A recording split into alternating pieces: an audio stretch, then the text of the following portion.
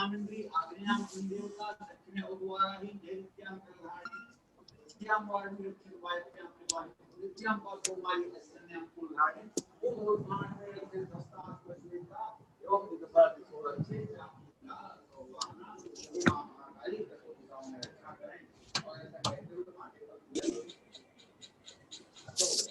लेकिन बात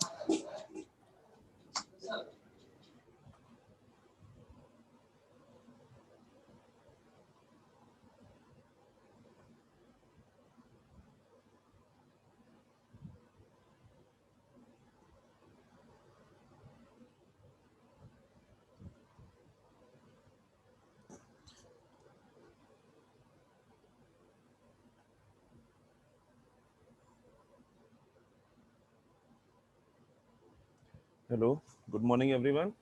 I think अब तक सब लोग आ चुके हैं जितनों को आना था। और काइंडली थोड़ा सा टाइम का यार ध्यान दो, क्योंकि 9:05 तो ऐसे ही हो गया कि तुम लोग को मैं क्लास में एडमिट करते करते ही 9:05 हो गया है, तो थोड़ा सा टाइम का ध्यान दो। And am I audible to everyone?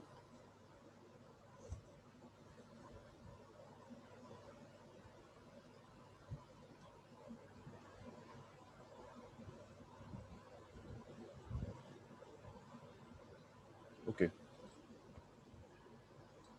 First of all मेरा नाम ब्रह्म प्रकाश द्विवेदी है और अभी हम लोग जो पढ़ेंगे, मेरे साथ जो सब्जेक्ट आप पढ़ेंगे इलेक्ट्रॉनिक डिवाइसेस है।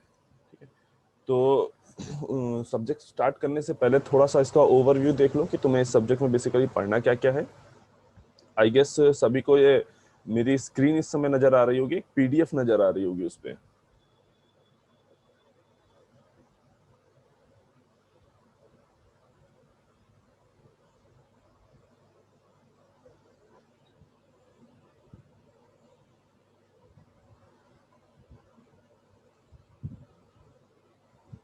ओके,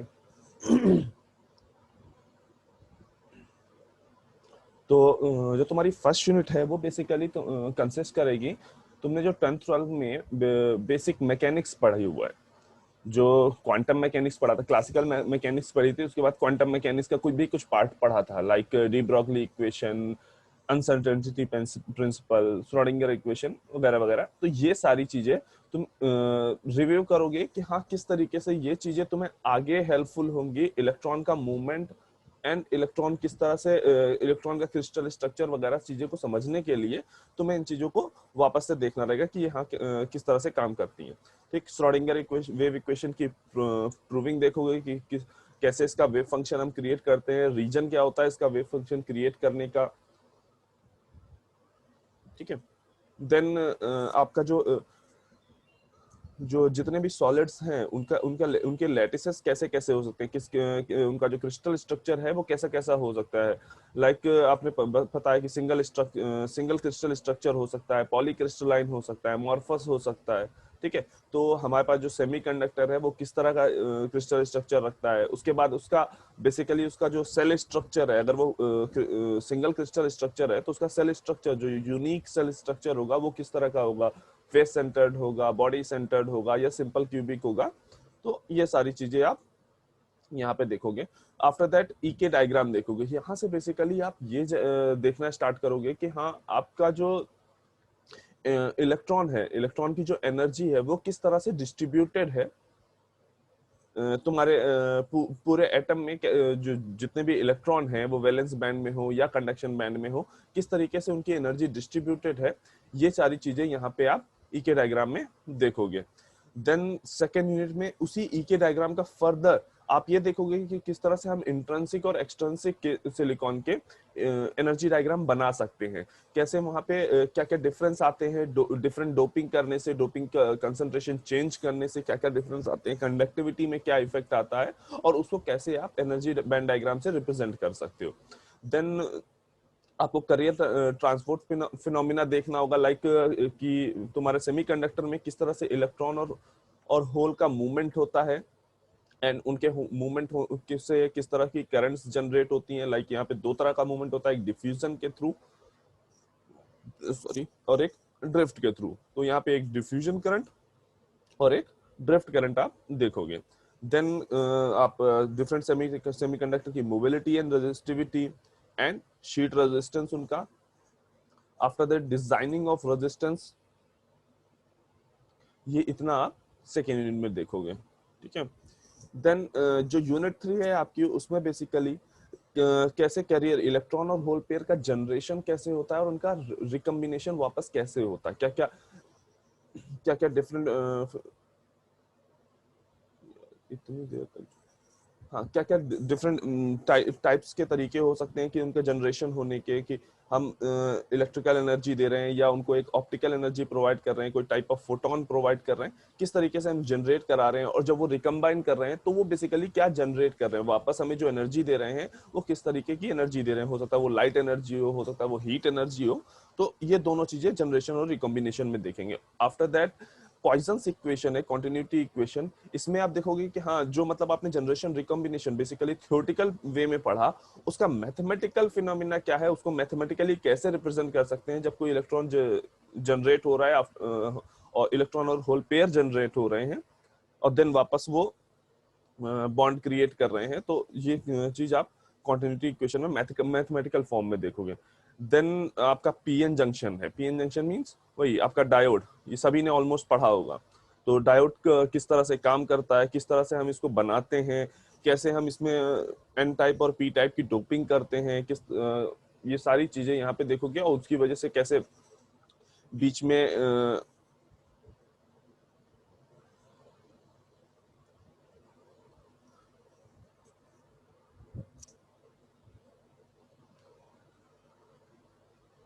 आगे आप आईवी कैरेक्टरिस्टिक देखोगे डायोड की, एंड देन इसका स्मॉल सिग्नल मॉडलिंग देखोगे कि किस तरीके से अगर हमें इसको डायोड किसी सर्किट में अगर आ जा रहा है तो उस सर्किट में हम अगर उसको चाहते हैं कि हाँ किसी स्मॉल सिग्नल का एक सर्किट है जिसमें हमारा जो सोर्स है वो एक स्मॉल सिग्नल प्रोवाइड कर रहा है, अगर ऐसा सोर्स है तो वहां पे हम डायोड को किस तरीके से एक इलेक्ट्रिकल सर्किट के द्वारा चेंज कर सकते हैं या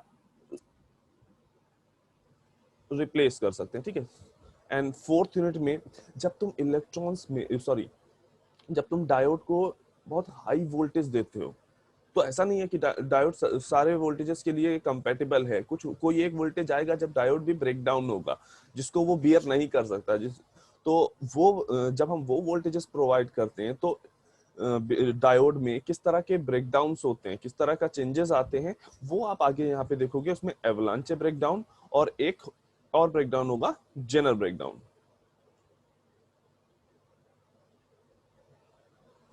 ठीक है। अच्छा, उसके बाद उसी जेनर ब्रेकडाउन का जो फिनोमिना है, जो उसका प्रिंसिपल है, उस पे बेस्ड आपको जेनर डायोड देखना है। देन मेटल सेमीकंडक्टर से बना हुआ एक नया स्पेशल डायोड, शॉटकी डायोड देखना है। आफ्टर दैट यहाँ पे तुम आपके पास है bipolar junction transistor. Basically transistor किस तरह से काम करता है, क्या इसका बेसिक फिनोमिना होता है, कैसे इसकी करंट की डिपेंडेंसी होती है, कैसे ये वोल्टेज को एम्पलीफाई करता है, ठीक है। तो ये सारी चीजें आप बाइपोलर जंक्शन में ट्रांजिस्टर में देखोगे। उसके बाद उसकी आईवी कैरेक्टरिस्टिक है कि कैसे अगर हम वोल्टेज चेंज करते हैं तो करंट में चेंज आता है, एंड उसका एबरमोल मॉडल है, ठीक। लास्ट यूनिट आपकी मॉसफेट के लिए डेडिकेटेड है। इसमें आप बेसिक मॉसफेट का बेसिक देखोगे कि किस तरह से आप जो metal oxide semiconductor field effect transistor है तो वो किस तरह से काम करता है, वो सारी चीजें देखोगे। उसका आईवी कैरेक्टरिस्टिक, कैसे वोल्टेज चेंज करने पे करंट आपकी चेंज होती है। देन मॉसफेट में किस तरीके से मॉसफेट कैपेसिटर की तरह काम करता है, कि हम उस मॉसफेट को लगाएं कहीं पे और उसका यूज करें एज अ कैपेसिटर, मतलब हम ट्रांजिस्टर की तरह उसको यूज नहीं कर रहे हैं, उसको कैपेसिटर की तरह ट्रीट कर रहे हैं। तो किस तरह से वो उसका कैपेसिटेंस वेरी करा सकते हैं या उसमें क्या क्या कैपेसिटेंस होता है, ये सारी चीजें आप मॉस कैपेसिटर में देखोगे। देन इसमें देखोगे कि वोल्टेज चेंज करने पे कैसे कैपेसिटेंस वेरी करता है मॉसफेट का। अगर आप वोल्टेज मॉसफेट को जो अप्लाई किया हुआ है उसका वोल्टेज चेंज कर रहे हो तो कैपेसिटेंस में क्या वेरिएशन आ रहे हैं। देन इसका भी स्मॉल सिग्नल मॉडल है। और उसके बाद कुछ ऑप्टिकल डिवाइसेस आप पढ़ोगे, LED, photo diode and solar cell, ठीक है। अच्छा, इस सब्जेक्ट के लिए अगर आपको बुक्स देखनी हो तो एक तो आप बीजी स्ट्रीटमैन देख लो, देन आप नीमैन देख लो। ये दो बुक में ऑलमोस्ट आपको सारी चीजें मिल जाएंगी। कोई भी टॉपिक ऐसा नहीं होगा जो आपको इन दोनों बुक्स में नहीं मिलता है। ठीक है, दोनों ही बुक्स इजीली अवेलेबल होंगी आपकी लाइब्रेरी में, तो जब भी आप चाहें उसको इशू करा सकते हैं। तो अभी सिलेबस से रिलेटेड या अभी किसी चीज से रिलेटेड अगर किसी के पास कोई डाउट हो तो वो अभी बता सकता है।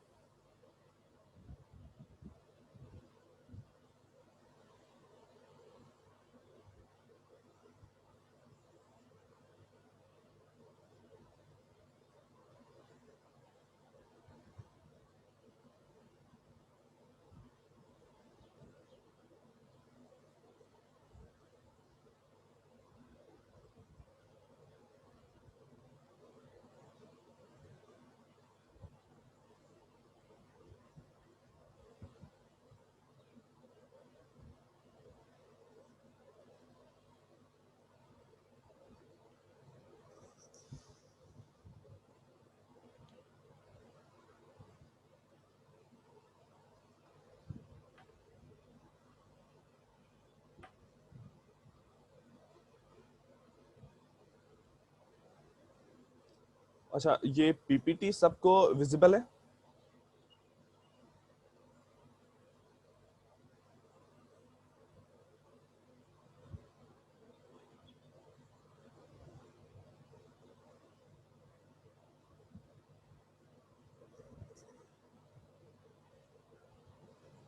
Okay okay. अच्छा, सब्जेक्ट को स्टार्ट करने से पहले सभी लोग इलेक्ट्रॉनिक्स के हो, कुछ तो सोच के आए होगे ना कि बेसिकली आप इलेक्ट्रॉनिक में जा रहे हो, क्या पढ़ोगे, क्यों पढ़ना चाह रहे हो। तो बेसिकली इलेक्ट्रॉनिक है क्या, तुम्हें ये सबसे पहले चीज समझनी होगी। अब इलेक्ट्रॉनिक्स अगर स्टार्ट हो रही है तो इलेक्ट्रॉनिक स्टार्ट, तुमने इलेक्ट्रॉनिक लिया सब किया, उसके बाद इलेक्ट्रॉनिक्स में तुमको इलेक्ट्रॉनिक डिवाइसेस पढ़ने को मिली। तो वो डिवाइसेस जहाँ पे जिनका फिनोमिना या जिनका जो वर्किंग स्ट्रक्चर है या वर्किंग स्टाइल है वो सारा इलेक्ट्रॉन पे जब डिपेंडेंट हो गया तो वो सारी क्या कहलाई, इलेक्ट्रॉनिक डिवाइसेस कहलाई। ठीक है, तो ये इलेक्ट्रॉनिक डिवाइसेस बेसिकली हम यहाँ इस सब्जेक्ट में पढ़ेंगे। ये सब्जेक्ट ये मान के चलो कि अगर आगे चल के तुम लोग एमटेक या कहीं पे वीएलएसआई रिलेटेड कुछ भी जॉब या आगे फर्दर हायर स्टडीज में जाना चाहते हो, तो अगर वीएलएसआई रिलेटेड कुछ भी आगे फर्दर करना चाहोगे तो उसके बेसिक के लिए तुम्हें इलेक्ट्रॉनिक डिवाइसेस पता होना, क्लियर होना ज्यादा जरूरी है। अगर वो नहीं क्लियर है तो तुम आगे वीएलएसआई में कंफर्टेबल फील नहीं करोगे, क्योंकि वहाँ पे किस तरीके से इन डिवाइसेस को मैन्युफैक्चर करते हैं आईसीज में, ये चीजें आगे जाके तुमको सीखनी होंगी। डिफरेंट सॉफ्टवेयर यूज करके कैसे तुम उनको मैन्युफैक्चर कर सकते हो, कैसे उनका एक सिमुलेशन कर सकते हो, एक मॉडल क्रिएट कर सकते हो, ये सारी चीजें। तो अगर वो सारी चीजें आगे फर्दर करनी है, जो भी उस फील्ड में जाना चाह रहे हैं, तो वो इस सब्जेक्ट को थोड़ा ज्यादा ध्यान से दें, ध्यान देके पढ़ें। ठीक है, उसके बाद अगर इलेक्ट्रॉन बात आती है इलेक्ट्रॉनिक डिवाइसेस की, तो बेसिकली इलेक्ट्रॉनिक डिवाइसेस अगर हमें मैन्युफैक्चर करनी है तो हम उसके लिए यूज करते हैं सेमीकंडक्टर।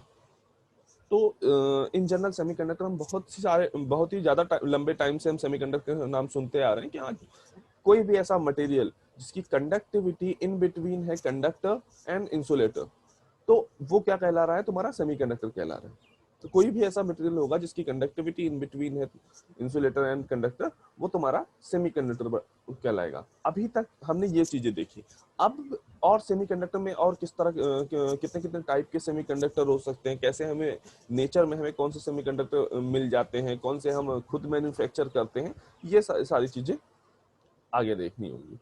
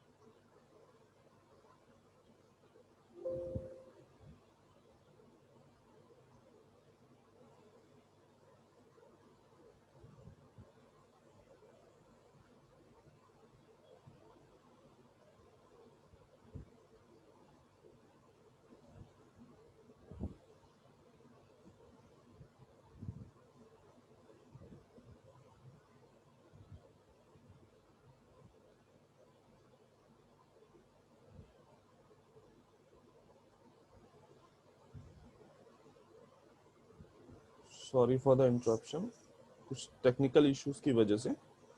आई गेस अब सभी को पीपीटी दिखाई दे रही होगी।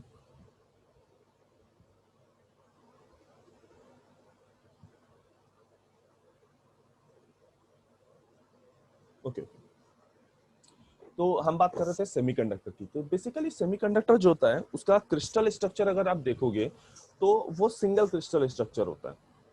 यहाँ पे आपने जो सिंगल शायद क्रिस्टल स्ट्रक्चर पढ़ा है या नहीं पढ़ा है, मे भी पढ़ा भी होगा। तो क्रिस्टल स्ट्रक्चर जो आपका होगा वो जो इन जनरल होता है, 3 टाइप के आपको क्रिस्टल स्ट्रक्चर मिलते हैं। पॉलीक्रिस्टलाइन मिलता है, सिंगल क्रिस्टल के फॉर्म में सॉलिड्स मिलते हैं, एंड लास्ट एमॉर्फस के टाइप में मिलते हैं। तो सिंगल क्रिस्टल वो फॉर्म है जहां पे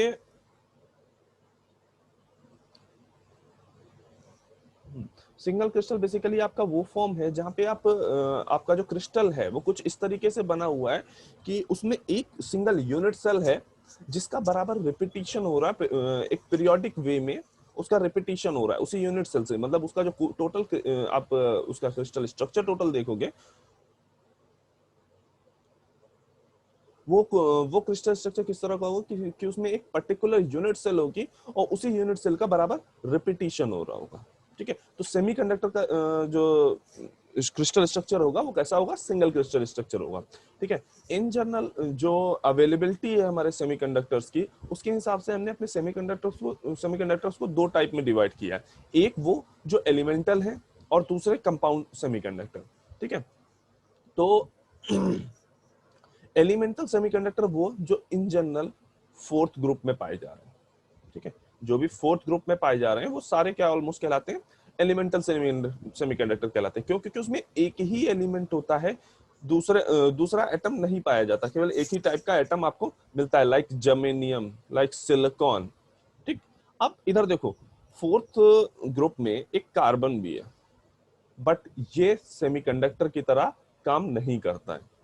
कार्बन तुम्हारा सेमीकंडक्टर की तरह काम नहीं करता है। ठीक, नेक्स्ट जो हो गया तुम्हारा कंपाउंड सेमीकंडक्टर। कंपाउंड सेमीकंडक्टर वो जिनको हमने 3rd एंड 5th ग्रुप को कंबाइन करके बनाए।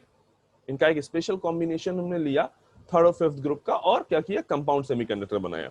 वो हो सकता है एल्युमिनियम फास्फेट को मिला के हमने बनाया तो एल्युमिनियम फास्फाइड बना। इसी तरह से गैलियम और आर्सेनाइड को मिला के बनाया हो तो हमारे पास गैलियम आर्सेनाइड मिला। इसी तरह से इंडियम और फास्फेट को अगर मिलाया तो हमें इंडियम फास्फाइड मिला। तो ये बेसिक एग्जांपल हैं तुम्हारे कंपाउंड सेमीकंडक्टर के। तो कंपाउंड सेमीकंडक्टर बेसिकली क्या होते हैं, वो सेमीकंडक्टर जिनको आप 3rd और 5th ग्रुप के एलिमेंट्स को मिलाकर बनाते हो, उनके कॉम्बिनेशन से बनाते हो, वो क्या कहलाते हैं, compound semiconductor. Then in general आपके पास ट्राइवेलेंट एटम भी है, टेट्रावेलेंट एटम है, पेंटावेलेंट एटम है। तो ट्राइवेलेंट एटम मतलब क्या, कि जिनके वैलेंस इलेक्ट्रॉन, जिनके पास जो वैलेंस इलेक्ट्रॉन हो वो कितने हो, 3 हो। मीनिंग जो आउटर मोस्ट ऑर्बिट है आपके जो न्यूक्लियस की, वो सॉरी जो आपके आउटर मोस्ट ऑर्बिट है आपके एटम की, उसमें कितने इलेक्ट्रॉन आपके अवेलेबल होंगे, 3, केवल 3, है ना। तो ये क्या कहलाएंगे, ट्राइवेलेंट एटम। अभी आगे जाके जब हम डोपिंग पढ़ेंगे या इम्प्योरिटी ऐड करना स्टार्ट करेंगे तो यही एटम बेसिकली क्या कहलाएंगे, एक्सेप्टर एटम। ठीक है, यही एटम क्या कहलाएंगे, एक्सेप्टर एटम।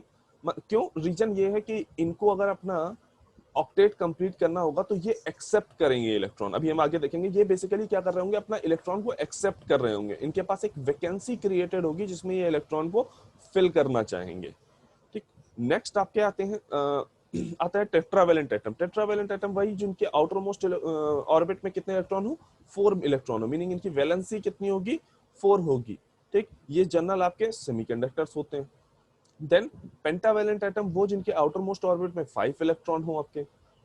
ये आगे जाके जब डोपिंग देखोगे तो वहां आपको क्लियर होगा कि इनको हम डोनर एटम भी कहते हैं। अगर सेमीकंडक्टर के केस में बात करेंगे तो इनको हम डोनर एटम भी कहते हैं। जब हम इंट्रिंसिक और एक्सट्रिंसिक सेमीकंडक्टर की बात करेंगे तब वहां पे हमें क्लियर होगा कि कैसे एक्सेप्टर एटम क्यों एक्सेप्टर एटम कहलाता है और ये क्यों डोनर एटम कहलाता है। देन आपके पास एनर्जी बैंड है। ठीक है, तो किसी भी इलेक्ट्रॉन या किसी भी सेमीकंडक्टर की जब हम स्टडी करते हैं, उसकी एनर्जी की स्टडी करते हैं, तो हमें ध्यान रखना होता है कि हाँ उसका एनर्जी बैंड डायग्राम कैसा है, उसका एनर्जी बैंड गैप कितना है, उसको कितना हमें थर्मल एनर्जी प्रोवाइड करना है या कितनी हमें ऑप्टिकल एनर्जी प्रोवाइड करनी है। उन सारी चीजों को पता करने के लिए हमें फर्स्ट ऑफ ऑल देखना होता है कि हाँ उसका एनर्जी बैंड कैसा है, क्योंकि बिना एनर्जी बैंड का पता किए हम क्लियरली उसकी कंडक्टिविटी, उसकी कई सारी फिजिकल और केमिकल प्रॉपर्टीज के बारे में नहीं बता सकते। तो आपके पास जो जनरल एनर्जी बैंड डायग्राम किसी का भी रहेगा, वहां पे आपको दो तरह के बैंड पे ज्यादा कंसंट्रेट करना है। इन जनरल जब आप ई के डायग्राम देखोगे तो आपको पता चलेगा कि ऐसा नहीं है कि केवल यही दो बैंड है, यही दो एनर्जी के बैंड है, बट हाँ हमें जो जिस पे कॉन्सेंट्रेट करना है या जिससे हमारा काम चल सकता है, हम सेमीकंडक्टर को प्रॉपरली स्टडी कर सकते हैं, वो आपके कौन से, एक वैलेंस बैंड एंड दूसरा कंडक्शन बैंड। ठीक है, उन दोनों के बीच में जो ये वाला एरिया, जो ये वाला एरिया है, ये बेसिकली कहलाता है फॉरबिडन एनर्जी बैंड। ठीक है, ये वो एरिया है जहां पे इलेक्ट्रॉन्स लाई नहीं करते, यहां पे इलेक्ट्रॉन एग्जिस्ट नहीं करते। ठीक है, स्टार्टिंग में इलेक्ट्रॉन आपके वैलेंस बैंड में मिलेंगे, आपने कुछ एनर्जी दी, इलेक्ट्रॉन कंडक्शन बैंड में चला गया। अब कंडक्शन बैंड में चला गया मतलब क्या हो गया, ये फ्री हो गया। ठीक है, ये इलेक्ट्रॉन अब फ्री हो गया। ये एक चीज याद रखनी है, किसी भी सेमीकंडक्टर, कंडक्टर या इंसुलेटर में जो हमें फ्लो ऑफ करंट देखने को मिलता है, वो बेसिकली आपको फ्री इलेक्ट्रॉन की वजह से देखने को मिलता है। ऐसा बिल्कुल नहीं है। इन जनरल ये समझना है कि जैसे इंसुलेटर है, इंसुलेटर भी किसी पर्टिकुलर एटम से ही बना होगा, वहां उस एटम के पास भी न्यूक्लियस होगा, उसके पास भी इलेक्ट्रॉन्स होंगे, बट वो इलेक्ट्रॉन इतने हाईली बॉन्डेड होते हैं, उनकी जो बॉन्डिंग होती है वो इतनी अच्छी होती है, इतनी हाई होती है, उसकी वजह से क्या है कि आपका जो फ्री इलेक्ट्रॉन जो है वो जनरेट नहीं हो पा रहे हैं, तभी हमें वहां पे करंट फ्लो नहीं मिलता। जबकि कंडक्टर में ऐसा नहीं है, वहां पे फ्री इलेक्ट्रॉन इजिली अवेलेबल है और वहां पे करंट आपको इजिली अवेलेबल हो जाती है, मतलब करंट का फ्लो आपको देखने को मिलता है। ठीक है, अब इसी एनर्जी बैंड के हिसाब के अकॉर्डिंग हमने क्या किया कि सॉलिड्स को डिवाइड किया थ्री टाइप्स में।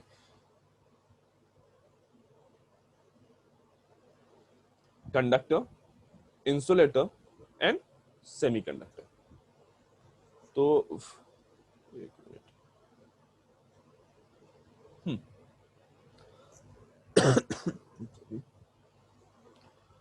इन जनरल जब आप इंसुलेटर का एनर्जी बैंड डायग्राम देखते हो तो उसमें जो ये एनर्जी गैप कंडक्शन बैंड और वैलेंस बैंड के बीच में जो गैप दिख रहा है वो ग्रेटर देन और इक्वल टू होता है 5 इलेक्ट्रॉन वोल्ट।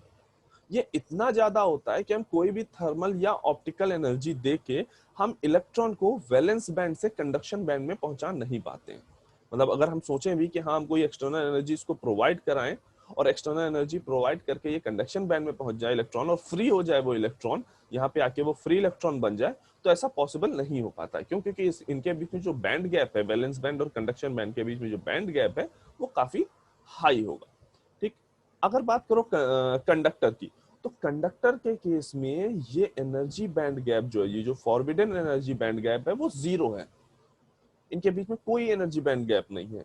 मीनिंग अगर तुमने बहुत माइन्यूट सी भी एनर्जी इनको किस तरह से प्रोवाइड हो गई किसी भी फॉर्म में, चाहे वो थर्मल फॉर्म में हो या ऑप्टिकल फॉर्म में हो, इनके बीच में कंडक्शन इजिली हो सकता है, ये इजिली करंट फ्लो करा सकते हैं।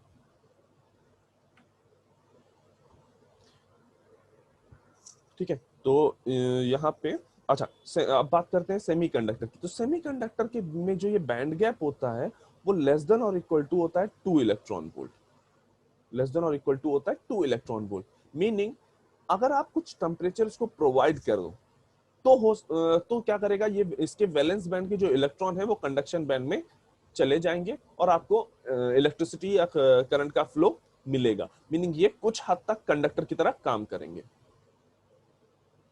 ठीक, लेकिन अगर आपने ये एनर्जी प्रोवाइड नहीं कराई, मतलब आप अगर बात कर रहे हो एट 0 डिग्री केल्विन, मतलब आपने कोई भी थर्मल एनर्जी या ऑप्टिकल एनर्जी प्रोवाइड नहीं कराई है, तो क्या है, ये इंसुलेटर की तरह काम करेंगे, इंसुलेटर की तरह बिहेव करेंगे। ऐसा बिल्कुल नहीं है कि ये प्रॉपरली एक इंसुलेटर की तरह बिहेव करेगा या ये प्रॉपरली एकदम कंडक्टर की तरह बिहेव करेगा। हाँ, कुछ इसके पास प्रॉपर्टीज कंडक्टर की आ सकती हैं जब हम इसको थर्मल एनर्जी प्रोवाइड करेंगे, कुछ आपके पास इसको ये इंसुलेटर की तरह बिहेव करेगा जब इसको हमने थर्मल एनर्जी नहीं दी हुई है। ठीक है, तो यहाँ पे आपके कंडक्टर और सबकी कुछ प्रॉपर्टीज हैं। तो कंडक्टर क्या आता है, हाईली कंडक्टिव होता है। वैलेंस इलेक्ट्रॉन इसके पास कितने होंगे, लेस देन और इक्वल टू 3। पीरियोडिक टेबल में कभी भी देखोगे तो जितने भी मेटल्स आपके मिलते हैं वो 1 2 3 यही 3 ग्रुप में ही आपके मिल जाते हैं ज्यादातर इन जनरल। ठीक है, इनके बीच में जो बॉन्डिंग होगी वो कैसी होगी, मेटेलिक बॉन्डिंग होगी। एनर्जी गैप हमने अभी देखा कि 0 डिग्री केल्विन पे इनका एनर्जी गैप 0 होगा। ठीक, अच्छा उसके बाद एक फिनोमिना इनके पास है कि अगर हम इनका टेम्परेचर इंक्रीज करते हैं, अगर हम कंडक्टर का टेम्परेचर इंक्रीज करते हैं तो इसका रेजिस्टेंस भी इंक्रीज होता है। रेजिस्टेंस इंक्रीज हो रहा है मीनिंग कंडक्टिविटी कम हो रही है। मतलब अगर आपने कंडक्टर को हीट प्रोवाइड की, कहीं से भी कंडक्टर को हीट मिल रही है तो उसका रेजिस्टेंस बढ़ रहा है। मतलब जो उसका बेसिक नेचर था कंडक्टर का, बेसिक नेचर क्या है, उसकी कंडक्टिविटी, अच्छे से वो इलेक्ट्रॉन को प्रोवाइड करा, इलेक्ट्रॉन फ्लो को प्रोवाइड कराना, ठीक है, करंट को फ्लो करा पाना, तो वो कहीं ना कहीं हमारा वेस्ट हो रहा है या खराब हो रहा है। तो क्या, क्यों, क्योंकि हमने टेम्परेचर बढ़ाया और उसकी रेजिस्टिविटी बढ़ रही है। केवल कंडक्टर में ही आपको ये फिनोमेना देखने को मिलेगा कि हाँ, जो रेजिस्टेंस जो है वो टेम्परेचर के साथ इंक्रीज कर रहा है, और इसी को हम क्या कहते हैं, positive temperature coefficient. Meaning conductor के पास जो टेम्परेचर कोफिशिएंट होता है वो कैसा होता है, पॉजिटिव टेम्परेचर कोफिशिएंट होता है। ठीक, इंसुलेटर में कंडक्टिविटी 0, वैलेंस इलेक्ट्रॉन 7 या 8 होंगे। बॉन्डिंग किस तरह की ये बनाते हैं, आयनिक बॉन्डिंग बनाते हैं। इनका एनर्जी गैप कैसा होता है, 5 इलेक्ट्रॉन से भी 5 इलेक्ट्रॉन वोल्ट से ज्यादा होता है। नेक्स्ट, इनके पास जो टेम्परेचर कोफिशिएंट होता है वो नेगेटिव टेम्परेचर कोफिशिएंट होता है। कैसा टेम्परेचर कोफिशिएंट होता है, नेगेटिव टेम्परेचर कोफिशिएंट होता है। ठीक है, तो मतलब क्या है, अगर यहाँ पे आप टेम्परेचर इंक्रीज करोगे तो इनकी रेजिस्टिविटी डिक्रीज करेगी, मीनिंग कंडक्टिविटी इंक्रीज करेगी। इसका ये बिल्कुल मतलब नहीं है कि हाँ अगर टेम्परेचर बढ़ाते जाएंगे तो इंसुलेटर एक टाइम पे आके कंडक्ट करने लगेगा या उसमें से करंट फ्लो करने के लिए, ऐसा बिल्कुल नहीं है। रीजन कि हम कितनी भी टेम्परेचर थर्मल एनर्जी बढ़ा लें, हम इस 5 इलेक्ट्रॉन वोल्ट के बैंड गैप को फुलफिल नहीं कर पाएंगे। ठीक है, नेक्स्ट है आपके पास सेमीकंडक्टर। उसकी कंडक्टिविटी कैसी होती है, in between insulator and conductor. ठीक, यहाँ पे जितने भी सेमीकंडक्टर हमने पढ़ने हैं या हमें मिलेंगे वो सारे कैसे होंगे, उनके वैलेंस इलेक्ट्रॉन कितने होंगे, 4। ठीक, अच्छा उनके बीच में बॉन्डिंग कैसी होगी, ये सारे के सारे बना के रखेंगे कोवेलेंट बॉन्डिंग। एनर्जी गैप इनका कितना होगा, लेस देन और equal to 2 electron volt. Next, semiconductor में भी नेगेटिव टेम्परेचर कोफिशिएंट होता है, इलेक्ट्रॉन का नेगेटिव टेम्परेचर कोफिशिएंट होता है। ठीक, मीनिंग अगर आप टेम्परेचर इंक्रीज करोगे तो यहाँ पे इनकी रेजिस्टिविटी कम होगी, और रेजिस्टिविटी कम होगी का मीनिंग इनकी कंडक्टिविटी इंक्रीज होगी। राइट ना, अभी तक आपने जो देखा कि टाइप ऑफ सेमीकंडक्टर हमने इन जनरल जो देखे कि हाँ किस तरह के एलिमेंट हमें अवेलेबल है नेचर में, हमने उसके हिसाब से देखा डिफरेंट टाइप ऑफ सेमीकंडक्टर। ठीक, अब अगर हम देखें सेमीकंडक्टर को फर्दर डिवीजन जो उसका कर सकते हैं सेमीकंडक्टर का, वो उसमें मिलाई गई इम्प्योरिटी, मतलब उसका जो प्योर या इम्प्योर फॉर्म है उसके अकॉर्डिंग भी हम, उसके बेस पे भी हम इसको डिवाइड कर सकते हैं 2 फॉर्म में। फर्स्ट फॉर्म है आपका intrinsic semiconductor and second form है आपका एक्सट्रिंसिक सेमीकंडक्टर। ये कैसा, जो आपका इंट्रिंसिक सेमीकंडक्टर है वो बेसिकली प्योर फॉर्म है, सेमीकंडक्टर का प्योर फॉर्म है। मीनिंग यहाँ पे आपने इस, ये जो सेमीकंडक्टर है इन जनरल जैसा ही आपको नेचर में अवेलेबल है, आपने वैसे ही सेमीकंडक्टर ले रखा है। तो इसमें आपने कुछ एक्सटर्नली, कोई एक्सटर्नली बाहर से कोई इंप्योरिटी नहीं मिलाई हुई है, तो वो क्या कहलाएंगे, इंट्रिंसिक सेमीकंडक्टर। अब प्रॉब्लम क्या हुई कि इंट्रिंसिक सेमीकंडक्टर की जो कंडक्टिविटी थी वो काफी कम थी।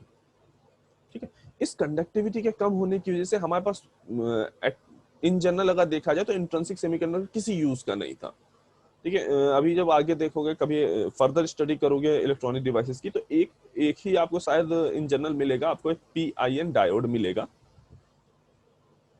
बस यही एक इलेक्ट्रॉनिक डिवाइस है जो आपको इंट्रिंसिक सेमीकंडक्टर के से बनी हुई मिलेगी, जिसमें आपने इंट्रिंसिक सेमीकंडक्टर को यूज किया होगा। ठीक, नेक्स्ट टाइप हमने क्या किया, कंडक्टिविटी इंक्रीज करनी थी, उसके लिए हमने क्या क्या किया, कुछ डोपेंट हमने मिलाए। डोपेंट मतलब आप क्या कर रहे हो, कुछ एक्सटर्नल एजेंट अपने सेमीकंडक्टर में ऐड कर रहे हो जिनकी केमिकल और फिजिकल प्रॉपर्टी कुछ हद तक सिमिलर होंगी सेमीकंडक्टर से। तो यहां पे हम क्या करेंगे, या तो थर्ड ग्रुप या फिफ्थ ग्रुप, ये दो टाइप के हम डोपेंट यहाँ पे मिलाएंगे। ठीक है, और जब ये डोपेंट हम इसमें ऐड करेंगे सेमीकंडक्टर में, तो आपकी जो कंडक्टिविटी होगी, बेसिकली जो कंडक्टिविटी होगी वो इंक्रीज कर जाएगी। ठीक, हमने एक्सट्रिंसिक सेमीकंडक्टर में डोपेंट मिलाया ही इसलिए था ताकि हमारी कंडक्टिविटी इंक्रीज करे और हम अपने सेमीकंडक्टर को कुछ डिफरेंट डिवाइसेस बनाने में यूज कर सकें। ठीक, ये जो फिनोमिना हुआ कि हाँ हमने क्या किया, एक एडिंग किया है, बाहर से कोई डोपेंट मिलाया है, तो उसको हम, उस फिनोमिना को हम क्या बोलते हैं, डोपिंग बोलते हैं। ठीक है, मतलब अगर आप कोई इम्प्योरिटी, एक्सटर्नल इम्प्योरिटी आप सेमीकंडक्टर में मिला रहे हो, तो उसको हम क्या बोलेंगे, डोपिंग करना बोलेंगे। और जिस चीज का आप डोप कर रहे हो, जो भी एक्सटर्नल इम्प्योरिटी आप मिला रहे हो, उसको हम क्या बोलते हैं, डोपेंट बोलते हैं। ठीक, यहाँ पे दो टाइप की आपकी इम्प्योरिटीज हो गई, एक जो थर्ड ग्रुप में लाई करेंगे एक्सेप्टर एटम, एक जो फिफ्थ ग्रुप में लाई करेंगे डोनर एटम। तो अगर हमने इम्प्योरिटी जो है वो एक्सेप्टर एटम की मिलाई, तो हमें पी टाइप का सेमीकंडक्टर मिलेगा। ठीक, पी यहाँ पे बेसिकली पॉजिटिव के लिए स्टैंड करता है, अभी देखेंगे कैसे। ठीक, और अगर आपने फिफ्थ ग्रुप की इम्प्योरिटी मिलाई, तो यहाँ पे आपको एन टाइप का सेमीकंडक्टर मिलेगा। राइट, अच्छा, एक न्यूज, हेलो, हाँ, अभी तुम लोगों के गूगल क्लासरूम पे एक लिंक शेयर होगा। ठीक, वो आपका अटेंडेंस का लिंक है, उस पे जाके आपको अपना रोल नंबर वहां पे मेंशन करना है, गूगल फॉर्म है बेसिकली, उसको आपको फिल करके सबमिट करना है। ठीक है, वो इन जनरल 9:45 तक ही एक्टिव रहेगा, आफ्टर दैट मैं उसको डीएक्टिवेट कर दूंगा। तो अभी नहीं, आई गेस 1 या 2 मिनट में आपकी ये क्लास एंड हो जाएगी, देन आप जाके वहां पे अपनी अटेंडेंस को वहां पे फिल कर लो।